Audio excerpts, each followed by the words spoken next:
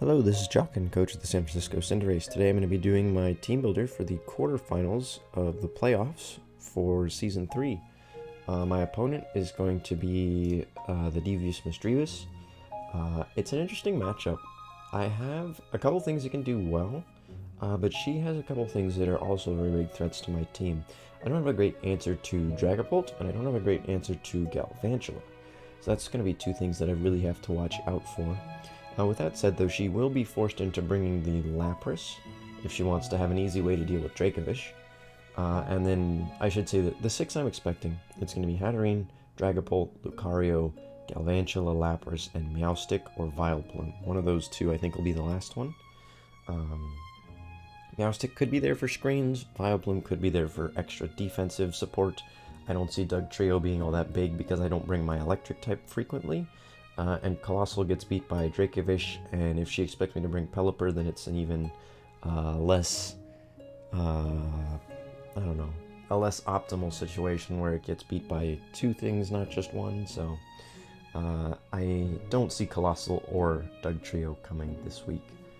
But let's get into the team and what I'm bringing. And I will say I do have quite a bit of time before this battle happens, so there's probably going to be a couple changes, but this is what I've got right now after spending probably half an hour looking over the matchup. So let's start with Rillaboom. I have Grassy Seed currently. The other item I'm debating on is Weakness Policy, but that's going to depend on what he ends up fighting. If he's Gmax versus Gmax, Weakness Policy is a good idea because she's probably running Max Flare. If he comes in as a late sweeper against, say, like the Dragapult or the Lucario, Grassy Seed is better. So there's an argument to be made for each. Right now I have Grassy Seed. The moves are going to be the same no matter what. We're going to be running High Horsepower. That's going to let me hit mainly the Lucario, the Colossal if it's there. The Grassy Glide is there for our big stab and some priority. It does a lot to quite a few things. Acrobatics is there for Vileplume and boosting my speed as a Gmax. If I get 2 Airstreams off, I outspeed Dragapult, unless it's Scarfed. And then finally we have Knockoff, which is the main way we're going to be dealing with Dragapult. And a good way to get rid of items, if I have a switch I think I can force, like on the Lapras if it's not carrying an ice move or that sort of thing. We're not running speed. She has a very fast team overall. Galvantula, Lucario, Dugtrio, Dragapult. She has, if I'm remembering correctly, the second fastest team in the league. I should say first fastest that's left. I think the first fastest team was the Dallas Darumaka, and they got knocked out. So she has the fastest team left in the league, if I'm remembering correctly. And my team is not particularly quick, so I figure I don't need to invest in speed. I'm not going to be outspeeding all that much anyways, and the things I will outspeed, I don't need investment to do it too. So we're going to be running max HP, max attack with an adamant nature, and 4 points in special defense.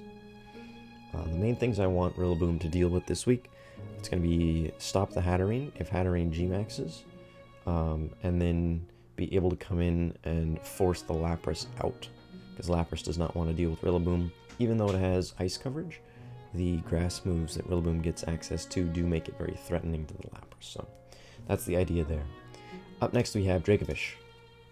This is another one I'm debating on, between Choice Scarf and Choice Band.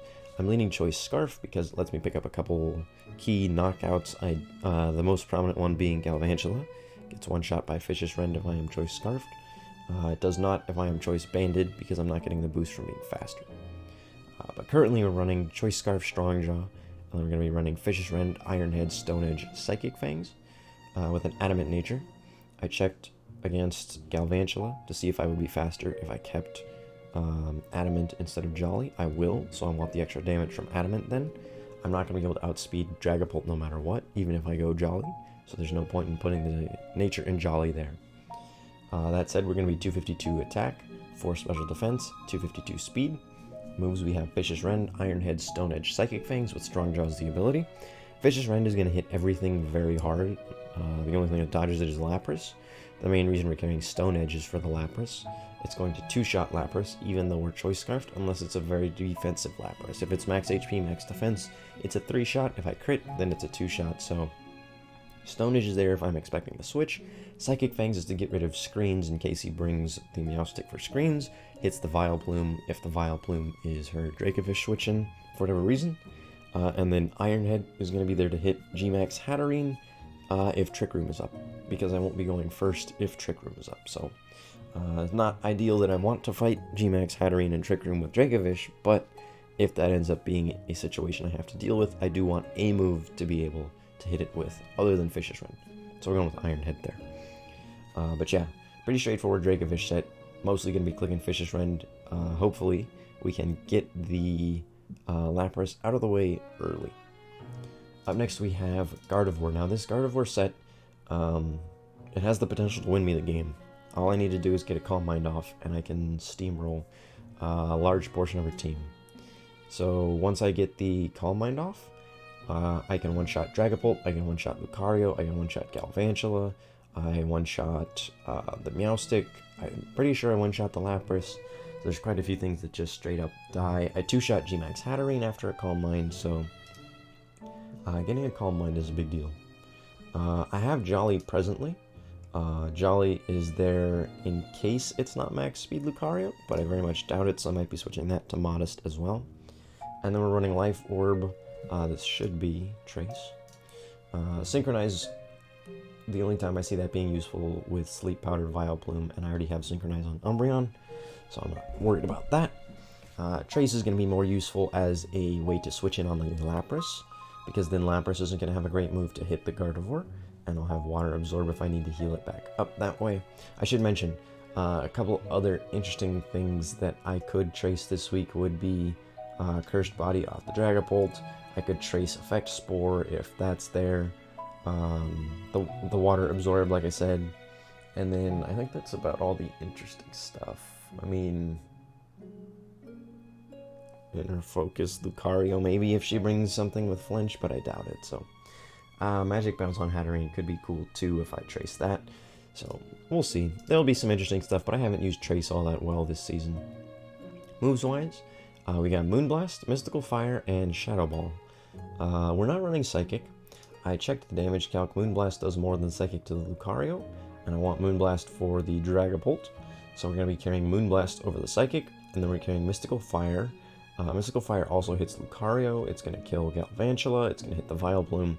And then finally we're running Shadow Ball for the Meowstic and the Hatterene. I suppose the Dragapult as well, but Moonblast is going to be doing more. So Moonblast will be the answer for that. And then finally Calm Mind. Like I said, one Calm Mind is all I need to get off, so switching in on a Water Absorb against the Lapras would be ideal. Up next, another way for me to potentially win the game would be Salazzle. Salazzle both Expert Belt. Salazzle is interesting. Salazzle one-shots the Galvantula and outspeeds it unless it's Choice Scarfed. If it is Choice Scarf Galvantula, it takes care of a lot of my problems because then I don't have to worry about it switching up moves, and it lets me bring stuff in quite a bit safer. But Salazzle is a good way to deal with a large portion of his team. There's a lot of things that can kill it, but nothing that really wants to switch in on it. His best special wall would be Lapras, and even Lapras gets two-shot, especially if I have a Nasty Plot up. So he doesn't really want to let... Like I said, he has a lot of things that can deal with it. Or she has a lot of things that can deal with it, but she doesn't have a lot of things that want to switch in on it. So, I think if I get a Nasty Plot with Salazzle off, I can win the game. I just need to be worried about the Dragapult at that point. That's half the reason we're carrying Dragon Pulse. That's going to hit Dragapult, and it's a decent neutral sort of move to hit a lot of other things. And then we're carrying the same Flamethrower Sludge Wave. Flamethrower is going to be our main move we're spamming, unless we see Colossal there.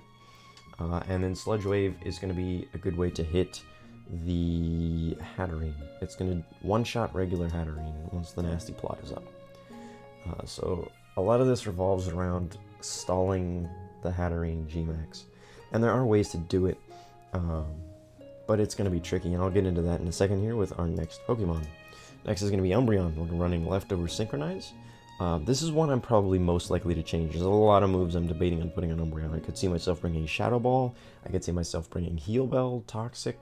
The trouble is I can only bring 4 moves, so there's a lot of things I'm looking into here, but currently running Wish, Protect, Foul Play, Yawn with Leftover Synchronize, Max Special Defense.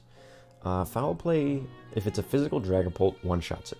If it's a special Dragapult, it two-shots it. The only thing you have to worry about switching it on foul play is Lucario, because you're not going to do much damage, and you're probably going to give it a justified boost. So I have to be careful there. That's half the reason I have Yawn. I Yawn the Lucario on the switch, and then it's either forced out or it stays in and it goes to sleep. That's the idea there. That's the reason I'm not running Toxic is because Lucario is the most likely Lucario switch-in. Lucario is the most likely switch-in when she needs to deal with Umbreon. There we go. And it's immune to Toxic. The only way I could Toxic it was with Salazzle. So Yawn is what I'm looking at. Currently, I might run Heal Bell. I might run Toxic. If I do run Toxic, it's going to be Toxic, try and predict a Hatterene switch. You might be going, wait, but she's got Magic Bounce on the Hatterene. You would be right. The idea, though, would be running both Toxic and Heal Bell. Toxic, get the Toxic Magic bounced back onto Umbreon, synchronize, get the Hatterene Toxic that way, and then Heal Bell myself. I don't know if that's going to be worth it, because I don't think I need to Toxic the Hatterene, but that's a way to do it if I feel it's necessary. But yeah, presently this is just a special wall. It's going to block just about everything. Its biggest trouble is going to be having that Lucario around. The other big one is Hatterene. So we're kind of going to have to tag team the Hatterene this week between Umbreon and Salazzle. Umbreon will take all the Psychic moves, Salazzle's going to be there to take all the Fairy moves. But it's going to be up to me to predict well. If I don't predict, then it's going to pick up easy kills on both of them. So ideally, I might have Rillaboom fight the Hatterene, but it's going to be a problem for me to deal with. Otherwise, though, it walls just about everything. Galvantula can two-shot it with a Bug Buzz. Like I said, it depends on the item Galvantula brings, if it's Life Orb or if it's Specs or Scarf. Specs or Scarf would actually be ideal for me, especially considering I'm bringing Mudsdale. Mudsdale is a good defensive answer to stuff like the Lucario, because if you come and you look at her team, she doesn't have anything that's immune to ground moves. She has to put Air Balloon on something if she wants to be immune to Earthquake. And there's a lot of things on her team that do not like Earthquake. Skuntank, Galvantula, Dugtrio, Colossal, Lucario, like almost half her team doesn't want to be taking Earthquakes. So it's a big reason Mudsdale's there. Another reason Mudsdale is there, it walls Lucario very well, unless the Lucario is carrying Ice Punch. I don't feel Ice Punch is all that likely. It's possible because it does hit Rillaboom and Mudsdale, but the big thing is if she expects me to bring Mudsdale. Even with Ice Punch, I can still live 2, I believe. So I'll get an Earthquake off, and that'll weaken Lucario enough it would die to a Grassy Glide. The main reason for this set, though, we're running max defense, 4 attack, 252 HP, with Stamina, Assault Vest, EQ, Heavy Slam, Body Press, Lash Out. The Assault Vest is there because Galvantula does get grass coverage, and this would be my main Galvantula switch-in otherwise. If I don't bring Assault Vest, I get chunked for about 60 to 70% by an Energy Ball, and that's if it's not Specs. If it is Specs, I have a chance to get one-shot. So Assault Vest is necessary if I want to guarantee living, and if I see he's locked into Energy Ball, or she keeps using Energy Ball, then I can just switch into Umbreon. But this is there to make sure I don't get one shot, and I can hopefully force the Galvantula out. Moves wise, Earthquake is, like I said, a lot of things get hit by Earthquake, and she doesn't have a flying type. Heavy Slam is there for Hatterene. If she does go for Trick Room, this is my slowest thing. So I can bring it in, hopefully kill the Hatterene with a Heavy Slam.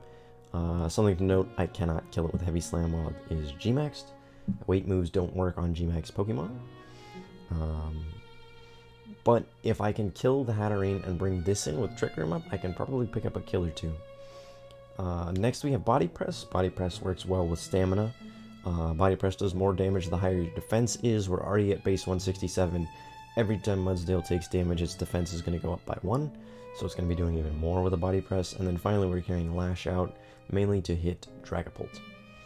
Now, I'm like 99% sure I want to bring Mudsdale, but I am looking into possibly Pelipper or Orbeetle as my last slot as well, so that could change prior to the battle. But that's what we're looking at so far. Like I said, it's going to be a tricky match. It's going to be, if I'm able to kill one of the things that gives me drive, like if I get rid of the Lucario early, or I get rid of the Galvantula early, it makes the game a lot easier. But if she's able to play it very well, where she keeps the stuff that threatens me around for a long time and chips my team down, that's where we're going to have problems. So hopefully, if everything goes the way I want it to, I'm able to set up with Gardevoir or Salazzle, or I'm able to break through the Lapras with Dracovish and just get a lead early, get some kills, not even some kills, get a kill on something early. That would really open the game up for me. So yeah, that is going to be the team builder for the quarterfinals. If I had to say how I expect this match to end, I don't know. I think it's going to be close. I haven't had a lot of time this week just between stuff going on, getting ready for classes coming up. So I haven't had as much time to prepare. I would say if I win, I'm expecting it to be a 2-0, but I could easily see myself losing 1 or 2, maybe even 3, 0-3, 0-2, somewhere in there. It all depends on how the early game's going to go. So yeah, thank you for watching, and the battle video should be up later today.